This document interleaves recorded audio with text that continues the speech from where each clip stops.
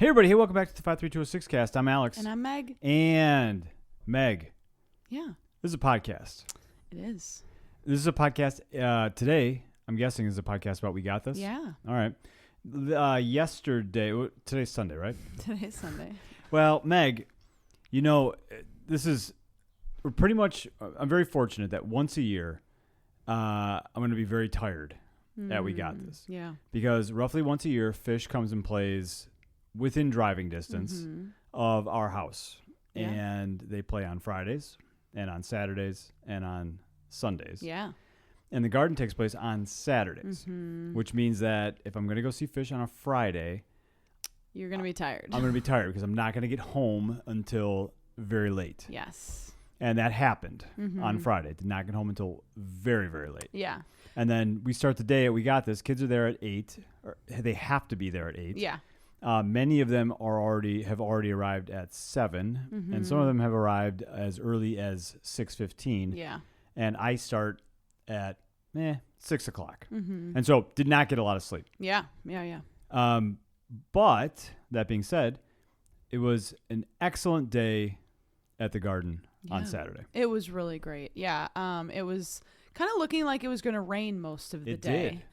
And it like sprinkled on and off. And I know, the kids in my group, they kept asking like, is it going to rain? And, I'm like, I don't know.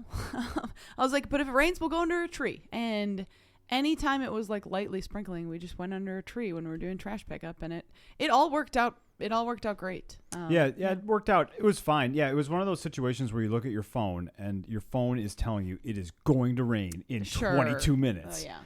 And that's fine. We could just end early. Yeah. I think we had ordered pizzas, and so I mean, if we had lost 50 pizzas, I'm sure we can find somebody that would want a pizza. Yeah. I'm sure we could give away the pizzas.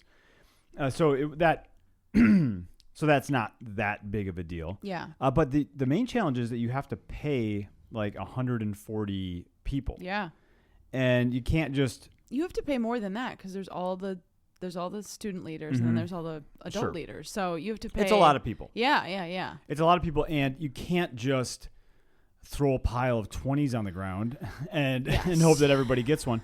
You also can't just, start passing them out. There's got to be a system to it, because what would stop a kid from saying that you didn't pay them? Yeah, exactly. And then you're, then it becomes way more time consuming than if you just have a system and you just do it.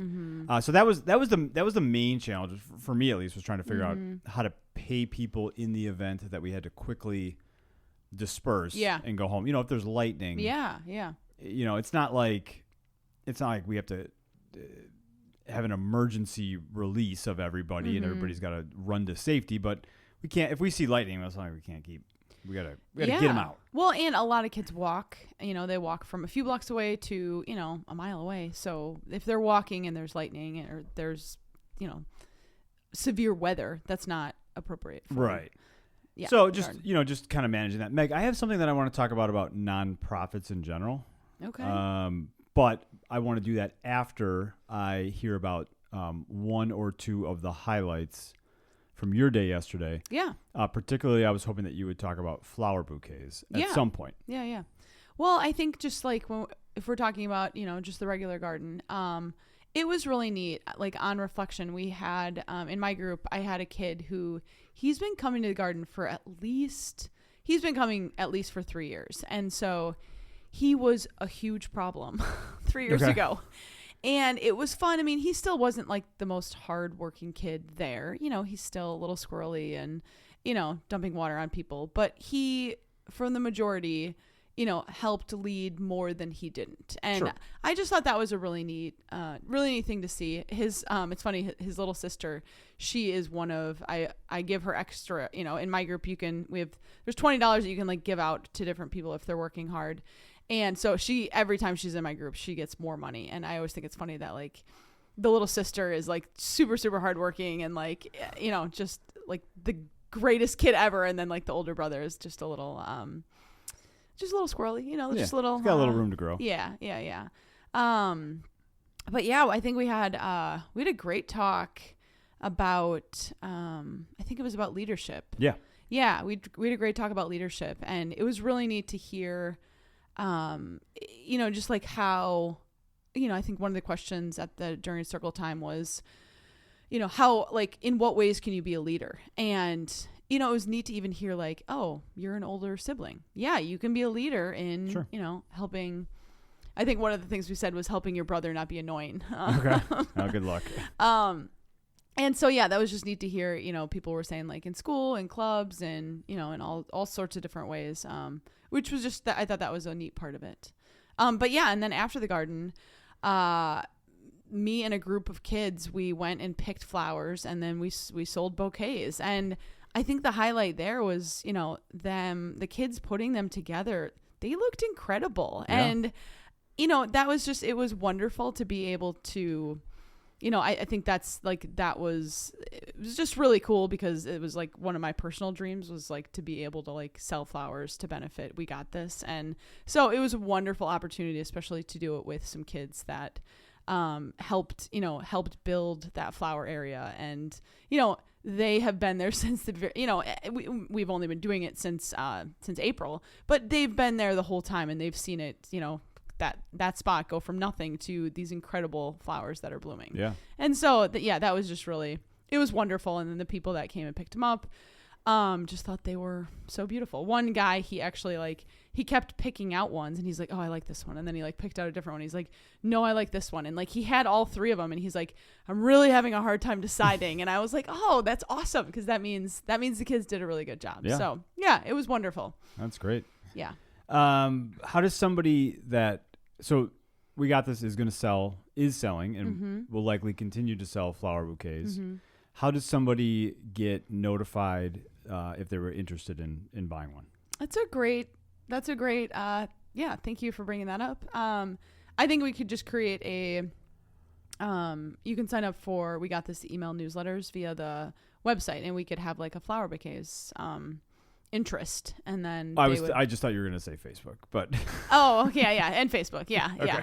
But if somebody wanted to be the first to know, probably Facebook, actually. Yeah, okay. You're right. Yeah. So yes, when flower bouquets are going to be available, because you, Meg, would know, okay, there's we enough have flowers yeah. to when the kids want to pick some, and kids get top priority, first priority. Yeah. But when there are enough, you'll let the greater community know on Facebook, and then there's a link to purchase one. Yeah. And Meg, I want to talk to you about something. And just to go back, so the link to purchase them, it's actually a link to just donate $20 for a kid to be able to come to We Got This, and then if you donate, then you get the flower bouquet. So it's all tax deductible. Okay. And that's just a nice little perk. But then you would come pick it up at the designated time. Yeah, and I think that because if you listen to this, you care about social issues. Yeah. That's pretty much a given. Or you're a family member and you just want to hear about what's been going on. But you care about those kind of things. Mm-hmm. And I know that there are people out there, listeners or not, who run into this same scenario. And the scenario is, I have just a basic understanding of some nonprofit that exists in the world. And you don't know how to plug in to that nonprofit, right? You're like, okay, I like what's going on here. I have some disposable time and maybe some disposable income, but I have time, resources, connections, different assets that you possess that you want to use to further some other cause. But it's a little weird to get connected just by sending an email. It's an email. It's fine. You can, and that has happened. Yeah. That's what I would do if I wanted to get involved with an organization. But at the same time, if you are like, well, I'd like just to make a quick personal connection with somebody. The flower bouquets are actually a great way to do that. And that the flower bouquets can be a metaphor for any other thing that any other nonprofit is offering. Say there's doing a cleanup and they're just inviting people out to do the cleanup. When you go to pick up your flower bouquet, they're likely going to talk to you or another representative from the organization. And then, you can have a conversation about how you could be more involved if that was something that you were passionate about. So, I would, if you're looking to get involved in a nonprofit, that's one of the things that I would suggest is yes, emails are fantastic, but I have a bigger connection with the library that came. I talked to the lady on the phone one time, and then I talked to another employee from the library, and now I feel like I can, if I wanted to or needed something, I could reach out, and because they want to be more involved in the community, and so it just makes that connection a little bit easier. Yeah, and I think like when they want, we got this too. Well, they want the kids in the neighborhood to. They want the kids in the neighborhood to, thrive reading. Sure. And like we want them to thrive. Like it's like a win-win. Like we were talking about when the new MLK library opens, and when I was talking with the librarian, I was saying, can you please give us some flyers? Because we would love to give those out. Sure. So that make sure people know. Everyone in our community knows. We're close enough to walk to the MLK library, and it's been closed for 2 years. They have like a makeshift library, but it's not the same.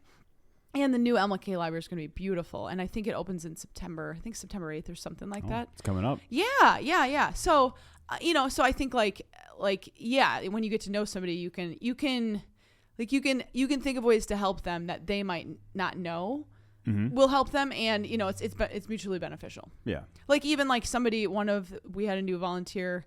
We got this yesterday, and they were saying how they have a whole bunch of monarchs at home, and like caterpillars, and they were like, could I come and do a presentation?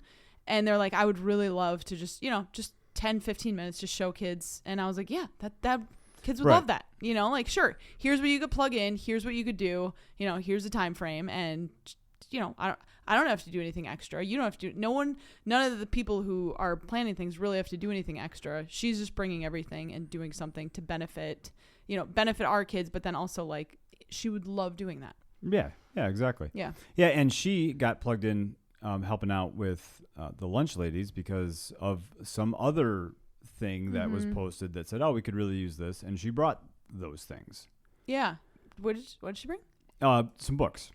Oh, nice. Yeah, and that's so cool. Yeah. Right, so that's it's always astonishing to me, having been someone that was not a runner, right? To go from that to running every day for the last 8 years. I saw some of the kids from the garden today when I was on my run. Okay. They were going down to look at the air show. Okay. And they were at the bus stop waiting to get on the bus, and. I see them out, but usually I'm running in the morning. So they were like, "Oh, it's Alex. and the dog." Did they see Did they freak out about the dog? Yeah. But everyone loves the dog. If you're the type, like being the type of person that's involved in nonprofits is a lot like learning how to be a runner. You kind of gotta make a little bit of a splash at the beginning, and the splash is basically like just deciding, okay, I am gonna do it. Yeah.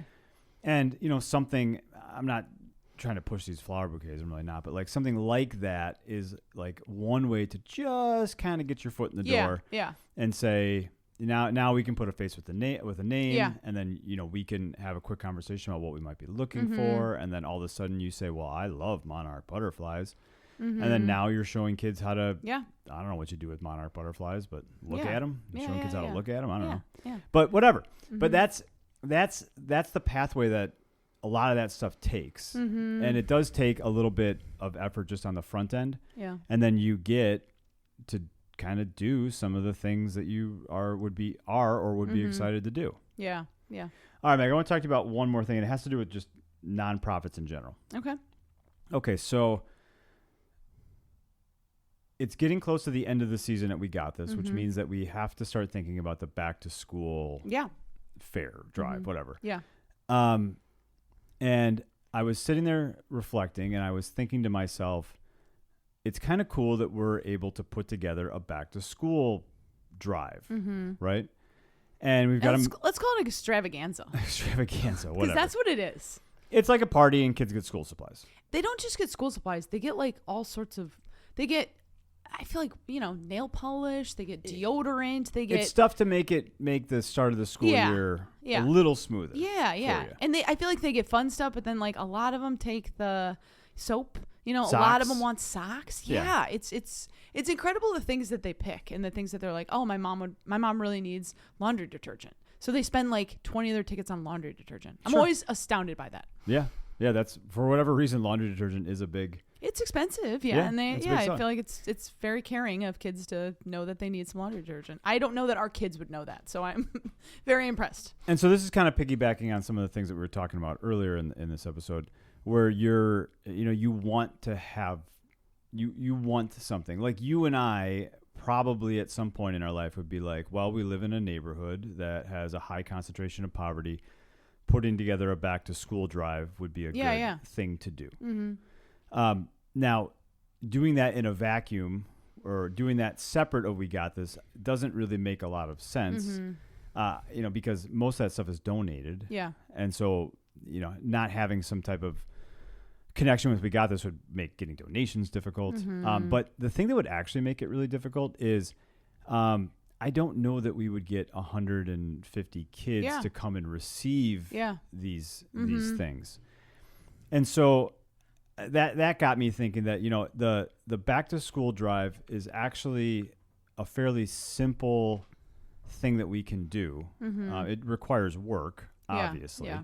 But it's actually a fairly simple thing that we can offer the kids because we already have this other thing going on, and we're just piggybacking on this other thing. Mm-hmm. And like, Meg, if we had a back to school drive, like I know you've done some Christmas gift drive things.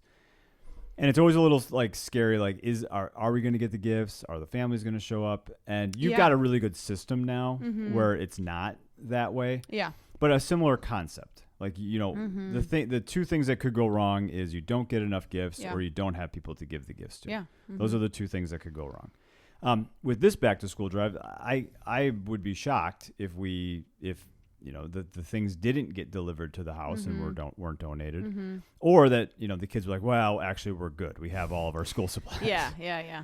Like neither of those two things are going to happen. And on September 23rd, we're going to have a captive audience of 140 to 155 to 18 year olds that are going to need school supplies. Yeah, August 23rd. Mm-hmm. So that got me really thinking about nonprofits. And how sometimes you can do the thing that you want to do, but you need some other larger system to do that thing in. Okay. So that got me thinking about that. And then, Meg, the rain actually got me thinking about something else yesterday. Okay. And I feel like we should maybe go into this in further detail into the future. Okay. But I know that there are, just like there's a lot of people that want to get involved in nonprofit work, there's a lot of people that would like to have or run a nonprofit. Okay. And I think that isn't something that is outside of the realm of obtainable. Mm-hmm. In fact, starting a nonprofit is actually fairly simple. You get an LLC, and then you fill out the paperwork with the U.S. government for your LLC to be a 501c3. That's all you need to do. It's fairly simple. Yeah. So anybody with a computer and probably $400, because I think that's what all that costs, about that much, can have a nonprofit. Mm-hmm. The thing that I was reminded of yesterday was that if you are going to run a nonprofit, you're going to need essentially one person that at the end of the day is in charge for everything. Mm-hmm. If something goes wrong, people are going to look to you to be the one to make the decision on what to do. Mm-hmm. And that reminded me of that yesterday when it started raining. Mm-hmm. Pretty much everybody was asking, what are we going to do? Yeah. Mm-hmm. And you needed one person to make the decision, to do that. And so, if you were going to, start something, just know in the back of your head that you're going to be the one that's going to be essentially, taking everyone else's feedback and then ultimately making a decision on it. And then if you're out there in the rain and it's pouring, they're all going to be mad at you because you're the one that forced them to work in the rain. But that got me thinking about that because, Meg, averaging 140 kids that We Got This for this summer, that's where we're at. We're 140, somewhere between 140 and 145. Yeah. I will never forget that we had 6 on the first Saturday. Yeah. I'm never going to forget about that. Yeah. And so, I want to make sure because I would think that because I've had like these little interactions with people where they're like, oh, it's so cool that you do this, and this. Mm-hmm. or, oh, I wish I could do this, this, and this. And, I just want to make sure that people know that if you wanted to do that, it's not unobtainable to you. Yeah. It's 2 forms and $400. You need that. Yeah. But then you need, and also probably a little bit of your own capital to get things going, or a small chunk of capital to get things going. But you could replicate the We Got This format in Chicago, in Houston. What's another city? Tempe, Arizona, if you wanted to. You could do that. Yeah. And it's not there isn't anything, we talk about these really special things that happen at the Garden, and the Garden is a special place, but it's not run by special people that have some sort of special skill that no one else can possess. And I feel like it's run by people who like care about the community, know a little bit about gardening, and some people used to work at schools. Like that, I feel like that's the secret sauce. Like, like what, two board members, used to be teachers, are teachers.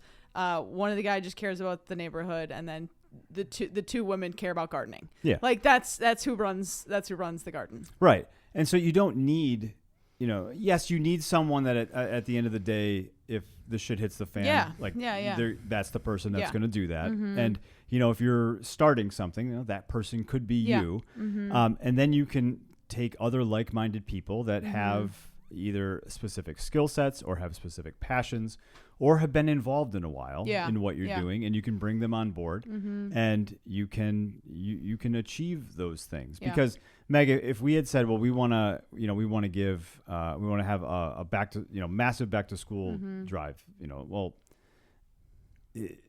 that's fine, but that is made so much easier because you already have all these personal connections, and you already have this like system that's going there. So I think where I was, really going with that is I never want to start a conversation about We Got This and make it seem like it is not, it's not easy, but it's not complicated. Yeah. And it's obtainable.